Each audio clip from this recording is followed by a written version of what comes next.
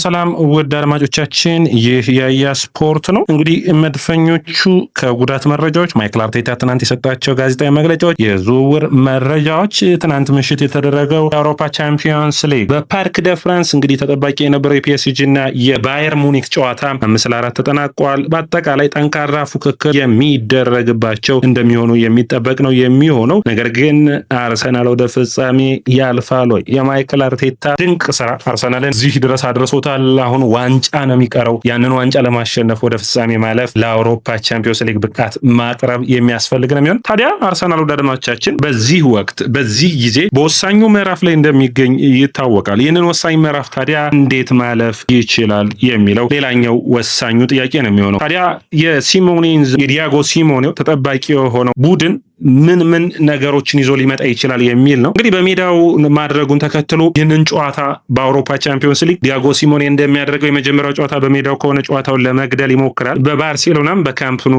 በተደረገው ጨዋታና እንዲሁም ደግሞ ዋንዳ ሜትሮፖሊታኖ በተደረገው ጨዋታ በተለይ ደግሞ ቶተናምንን ባሸነፉበት የመጀመሪያው ጨዋታ ላይ ጫና አድርገው የሚፈጥሩት ጨዋታውን ማሸነፍ ላይ ነው የሚሆነው። በተለይ በመጀመሪያዎቹ 20 እና 30 ደቂቃዎች ዲያጎ ሲሞኔ እረፍት የለሽ ፕረስ የማድረግ ጫናዎችን የመፍጠር አይነት ሂደቶችን ያደርጋል። ሁለተኛው አጋማሽ ደግሞ እንደዚሁ ጠንካራ ፍክሩ የሚቀጥል ይሆናል። ነገር ግን አርሰናል በተለይ የመጀመሪያዎችን 20 እና 30 ደቂቃዎች ምንም ጎል ሳይቆጠርባቸው ጨዋታውን ማስቀጠል የሚያስፈልግ ነው የሚሆነው። ጫናዎችን መቋቋም፣ በጨዋታ ውስጥ መቆየት። ሁለተኛው አጋማሽ ደግሞ እንዲሁም ደግሞ በመጀመሪያው አጋማሽም እድሎች ሲገኙ በሚገባ መጠቀም የሚያስፈልግ ነው የሚሆነው። ታዲያ እዚህ ላይ መነሳት የሚጠበቅባቸው ማይክል አርቴታ ትናንት በጋዜጣዊ መግለጫው እነማን ተጫዋቾች በጉዳትና በጨዋታው ላይ አይኖሩም የሚል ነው። እንግዲህ አቨርትዝ እና ቲምበር በጨዋታው ላይ እንደማይኖሩ ይጠበቃል። አቨርትዝ ውድድር ዓመቱ መጨረሻ ድረስ የሚያርቀው ጉዳት ባይሆንም ይህንን ሳምንት ግን የፉላሙን ጨዋታ ጨምሮ የማይኖር ይሆናል።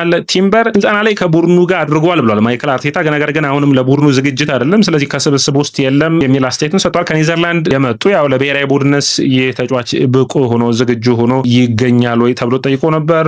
ያም እንደሚጠበቅና በውድድር ዓመቱ መጨረሻ በአርሰናል ስብስብ ውስጥ ራሱ ሊጫወት የመቻል እድሉ ሰፊ እንደሆነ ተናግሯል። የቲምበርን በሚመለከት አወዛጋቢ ነው አስተያየቱ የማይክል አርቴታ። የሆነ ሰዓት ቅርብ ነው ሊጫወት በሚቀጥሉት ሳምንታት ይላል። በሚቀጥለው ሳምንት ደግሞ ሳይጠበቅ ቡድኑ ላይ ተሳትፎ እንዲኖረው ይፈልጋል። እነዚህንና ሌሎች ተጨማሪ ምክንያቶችን አያይዞ ነው የሚሆነው። እንግዲህ አርሰናል በቡካዮ ሳካን በሚመለከት እንዲሁም ደግሞ ሌሎች ሂደቶችንም በሚመለከት ማለት ነው። ሳካ ወደ ስብስቡ ተመልሷል። ሙሉ 90 ደቂቃ የመጫወት ብቃት አለው ወይ? አንዱ ጥያቄ ሊሆን የሚችለው ነው የሚሆነው። የኤቤሬቺ ኤዜ መመለሱ ስብስቡ ላይ በቀኝም በግራ ማገዝ መቻሉ በጣም ተጠባቂ የሚያደርገው ነው የሚሆነው። የኤዜ መመለስ አርሰናልን በማጥቃቱ ረገድ ከሳጥኑ ጭሹ ተወርጎ ጎሎችን በማስቆጠሩ ረገድ የሚያግዝ ይሆናል። ዮኬሬስ ኤዜ እንግዲህ የሚጠበቀው የሚሆነው ቡካዮ ሳካ እና ማርቲን ኦዴጋርድ ማጥቃት መስመሩን ይመሩታል። እንግዲህ ዮኬሬስ እና ኤዜን የግራ መስመሩን የመምራት ኃላፊነት ይወድቅባቸዋል። ነገር ግን አርሰናል በተለይ ሞሊና እና በዛ ቦታ ላይ የሚሰለፈው ጆቫኒ ሲሞኔን በሁለቱ መካከል ስፔሶችን ለመፈለግ የተሻለ ተጫዋች የሚሆነው ማርቲኔሊ ነው። መስመሩን ጠብቆ ማጥቃቱን በሚገባ ማገዝ የሚችለው ተጫዋች።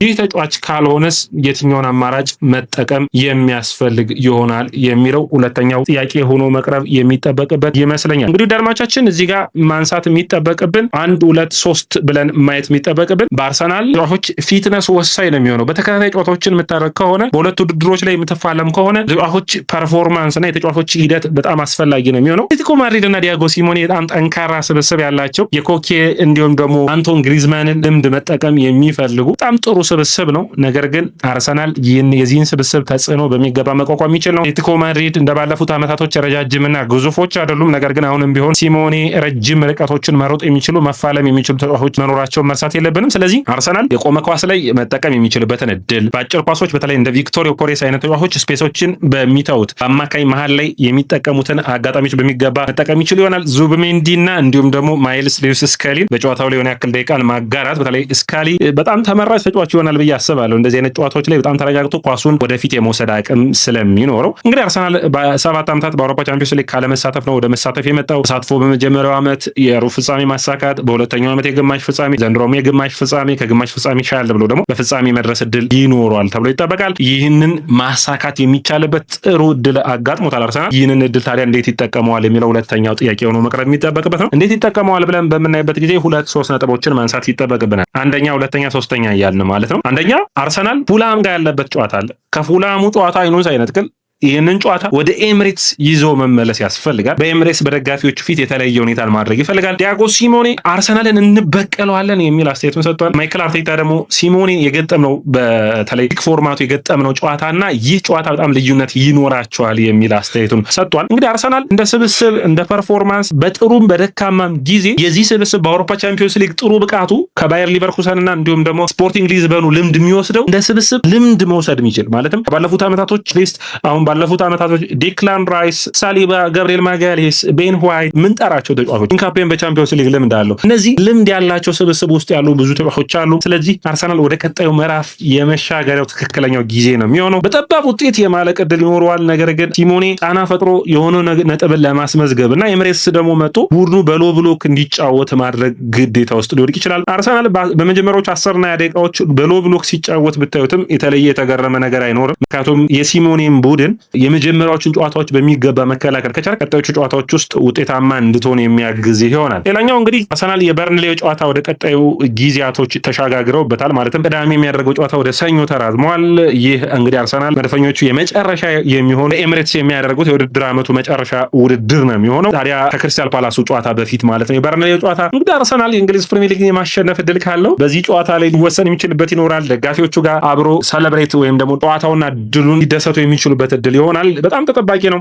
በአጠቃላይ ይህ የቻምፒዮንስ ሊግና የእንግሊዝ ፕሪሚየር ሊግ ለአርሰናል ቀጥታ ፈተናንና ቀጥታ ድልን የሚያመጡ ይሆናሉ። ሌላኛው በሚገባ ማውራት የሚያስፈልገን ሁኔታ በሚገባ መወያየት እንደ አርሰናል ሂደት የክረምቱ የዝውውር መስኮት ነው። ታዲያ ይህ በአንድሬ በርታ የሚመራው አርሰናል ስብስብ አሁንም መልመላው እንደቀጠለ ነው። ታዲያ ማንን መለመለ የሚል ነው እንግዲህ የተጠባቂ የነበረው የኢስታንቡሉ ደርቢ ጋላታሳራይና ኤነርባቺ ያደረጉት ጨዋታ ላይ በጨዋታው ላይ አንድሬ በርታ ታይቷል። አንደኛው ምልመላ የሚያደርገው ቪክተር ኦሲሜን ነው። ኦሲሜን በጣም አስደናቂ የማጥቃት መስመር ተጫዋች ነው። አርሰናል አጥቂ የሚያስፈርም እንደሚሆን ይህ ማሳያ ነው የሚሆነው። ጁሊያን አልቫሬዝ፣ ቪክተር ኦሲሜን አይነት አጥቂዎችን ፍላጎት አሉት። ይህንን የሚሆን ከሆነ እንግዲህ ቪክቶር ዮኬሬስ እና ቪክተር ኦሲሜን ሁለቱ የአርሰናሎች የመድፈኞቹ አጥቂ ሆነው ቀጣይ ውድድር ዓመት ልናየው እንችላለን። የቪክተር ኦሲሜን መምጣት በተለይ የሃቨርትዝን ቁመት የዮኬሬስን አይነት ሩጫ ፓወርፉል የሆኑ ሩጫዎች ስለሚኖሩት አርሰናል በዚህ ረገድ በጣም ውጤታማ የመሆን እድል ይኖረዋል። ሌላኛው እንግዲህ መነሳት የሚጠበቅበት በዛሬው ጨዋታ ላይ አርሰናል ዴቪድ ራያ ጎል የማይቆጠርበት ከሆነ ከ8 ወደ 9 ከፍ የሚያደርገው ይሆናል። ደግሞ ከሜንዲ ጋር እድሎችን የሚጋራ ይሆናል። ሌላኛው ቪሻሊ ኮስቶቭን የሚመለከት ነው። ቪሻሊ ኮስቶቭ ይህ እንግዲህ የሬድ ስታር ቤልግሬዱ ቡድን የመሃል አማካኝ የሆነው ሰርቢያዊ 17 ዓመት ታዳጊ አርሰናሎች ይህንን ተጫዋች ለማስፈረም እስከ 23 ሚሊዮን ዩሮ የማውጣት ፍላጎት አላቸው። እንግዲህ አርሰናልን በሚመለከት ሌላ መረጃ የወጣው ኦዴጋርድ ከጨዋታው በፊት አስተያየቱን ሰጥቷል። ታዲያ ኦዴጋርድ አርሰናልን ይለቃል በቀጣዩ የዝውውር መስኮቶች የሚል ነው። ነገር ግን ኦዴጋርድ ይህንን ከምን እንደሰማችሁት አላውቅም፣ ሚዲያዎቹ ይህንን ሀሳብ የተናገሩ አይቻለሁ፣ ነገር ግን ምንም አይነት አርሰናል የመልቀቅ ፍላጎት የለኝም የሚል አስተያየቱን ሰጥቷል። እንግዲህ ኦዴጋርድ በውድድር ዓመቱ ውጣ ውረዶችን ያየ ተጫዋች ይታወቃል። ነገር ግን አሁን ወሳኙ ምዕራፍ ላይ ወሳኙ ጊዜ ላይ ተመልሻለሁ፣ ይህንን ወቅት በሚገባ መጠቀም ያስፈልገኛል የሚል አስተያየቱን ሰጥቷል። እንደ እግር ኳስ እንደ ጨዋታ እንደ ሂደቶች ውስጥ ኦዴጋርድ በአርሰናል ቡድን ውስጥ የማይክል አርቴታ የልብ ምት ነው ማለት ይቻላል። ኦዴጋርድ አርሰናል የሆነ ነገር መፍጠር ከፈለገ በኦዴጋርድ በኩል ነው የሚሆነው። የቡድኑ አምበል ነው፣ የቡድኑ ጠንካራው ሰራተኛ ነው። ስለዚህ የኦዴጋርድን ምርጥ ፐርፎርማንስ አርሰናል በቀጣዮቹ 6 ጨዋታዎች ይፈልጋል። ለፍጻሜ የሚደርስ ከሆነ አርሰናል 7 ጨዋታዎችንም ያደርጋል። በእነዚህ ጨዋታዎች ሁሉ ኦዴጋርድ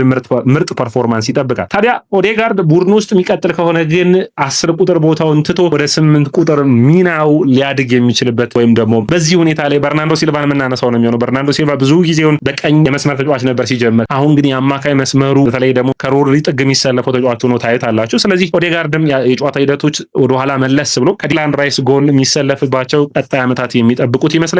ወደ አድማቻችን አርሰናል ሌላኛው የሆነውን የኤሊ ጁኒየር ክሩፒን ይፈልጋል። ይህ ተጫዋች 19 ዓመቱ ላይ ነው የሚገኘው። ነገር ግን በሁሉም ቡድኖች ነው የሚፈልግ። እስከ 100 ሚሊዮን ዩሮ እየተጠየቀበት ይገኛል። ታዲያ አርሰናል ሁኔታውን በሚገባ እየገመገመ ይገኛል። ወደ አድማቻችን የያ ስፖርት ነው። የያ ስፖርትን ላይክ፣ ሼር፣ ኮሜንት፣ ሰብስክራይብ ማድረጋችሁን አትርሱ።